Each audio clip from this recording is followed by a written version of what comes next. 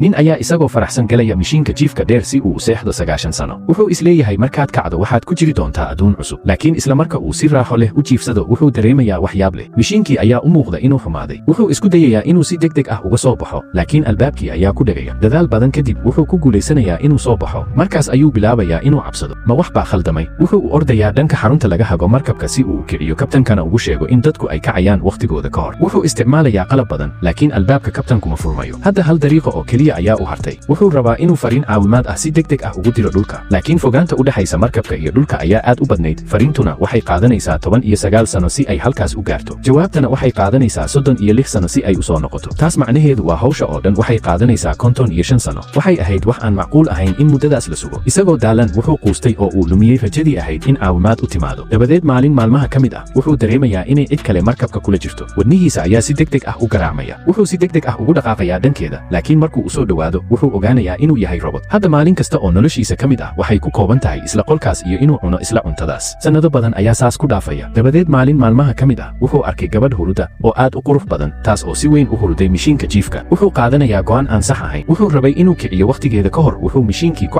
carqaladaynayaa qalabkiisa, wuxuuna kicinayaa Aurora. maadaama hadda ay yihiin labada qof ee keliya ee markabka saaran, tartiib ayay isugu dhowaanayaan. maalinta dhalashada Aurora, Jim wuxuu u dhigayaa xaflad isagoo kaalmo ka helaya robotka adeegaha ah ee la yidhaahdo Arthur. Aurora waxay leedahay hadda waa inaysan jirin wax sir ah oo noo dhexaysa. markaas ayuu Arthur u malaynayaa in Aurora aysan waxba ka ogayn xaqiiqada. isla daqiiqadaasna wuxuu u sheegayaa xaqiiqada oo dhan in Jim uu kiciyey iyada si uu naftiisa ugu faa'iideeyo. Jim wuxuu soo bixinayaa fargal si uu guur ugu soo bandhigo, laakiin Aurora way naxaysaa markay maqasho xaqiiqada. waxay dareemaysaa in Jim uu nolosheeda oo dhan ka qaatay cidladiisa darteed. hadda Aurora aad ayay u caraysan tahay. waxay joojinaysaa inay la hadasho Jim. dhanka kale cilad farsamo oo halis ah ayaa ka dhacaysa markabka. haddii aan waxba la qaban wax walba way lumayaan. Jim waa inuu bannaanka markabka u baxo oo uu nidaamka hagaajiyo. wuxuu wajahayaa kulayl aad u daran iyo khatar. Aurora waxay soo jiidaysaa gacanta mishiinka wakhtigii loogu talagalay, laakiin Jim wuxuu ku dhacayaa hawada sare. xarigiisii badbaadaduna wuu go'ayaa. Aurora waxay isku dayaysaa inta karaankeeda inay xariga ku soo jiido, laakiin wax dhaqdhaqaaq ah kama muuqdo jirka Jim. waxay si degdeg ah u shidaysaa dhammaan nidaamyada gargaarka degdega ah iyadoo isticmaalaysa saacadda awoodda kabtanka. ugu dambayntii noloshii Jim waa la badbaadiyey. hadda waxaa markabka ku haray hal mishiin oo keliya, kaas oo qofku mar kale u seexan karo 9 sano. Jim wuxuu u sheegayaa Aurora, adigu soco oo seexo, anigu soo jeed baan ahaanaya. wuxuu leeyahay waxaan ku kiciyey sababo anaani ah, laakiin hadda waxaan rabaa inaan saxo khadkayga. hadda go'aanku wuxuu ku jiraa gacanta Aurora. ka iftar markay cabaar fikirtay, Aurora waxay leedahay waxaan rabaa inaan kula noolaado. dabadeed Jim ayaa mar kale u soo bandhigaya guur. labadooduba waxay noloshooda oo dhan ku qaadanayaan markabka dhexdiisa. markii markabkii uu gaaray meeshii loo socday 88 sano kadib, qof kasta oo kale ayaa ka kacaya hurdadii. markay gaaraan hoolka dhexe, muuqaalka horyaala waa mid la yaab leh. markabkii oo dhan wuxuu hadda noqday beer qurux badan oo cagaaran. Jim iyo Aurora waxay halkaas ka samaysteen gurigooda, labadoodubana mar walba way iskarab taagnaayeen. waxayna fariin